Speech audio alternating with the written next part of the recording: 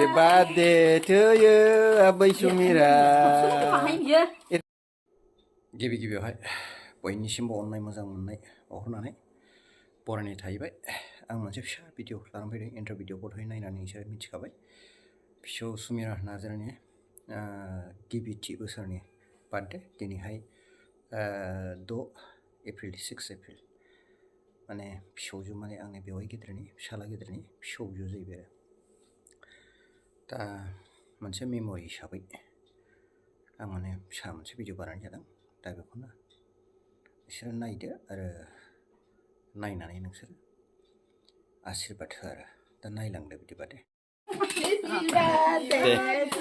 आंनि आबै सुमिरा नार्जारिनि नायदो बोसोरसे फार्स्ट इयार ना आंनि आबै सुमिरा हादो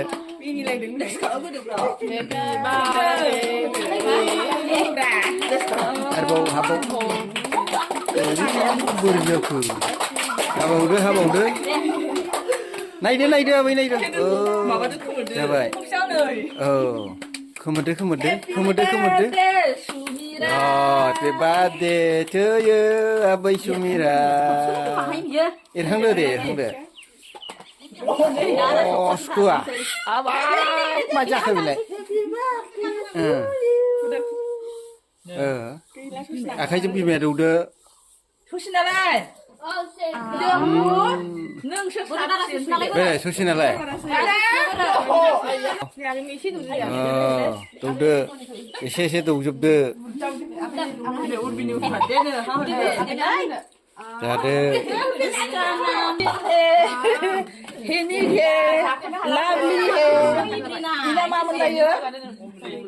अमृत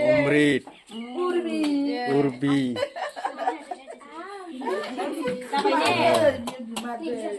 सुनि बार्थडे दे नमहनदो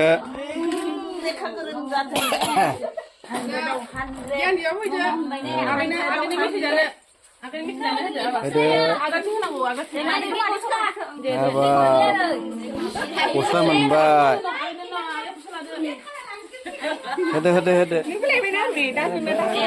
होदो औ दे आबै ना फैसाया ना आंनि आबै लेखा गोरों जानांगौ ना लादो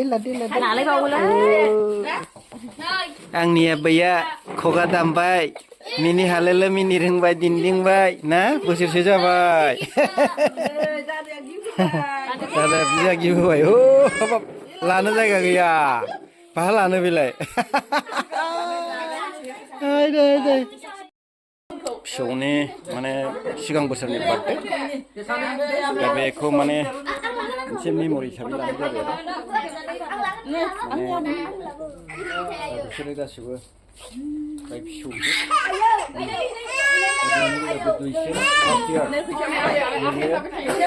केन्देला मोनसे जलायनाय जाहैबाय माने बेबायदि मोनसे मेम'रि हिसाबै लानाय जाबाय आरो बिदिनो खालामनाय जायो।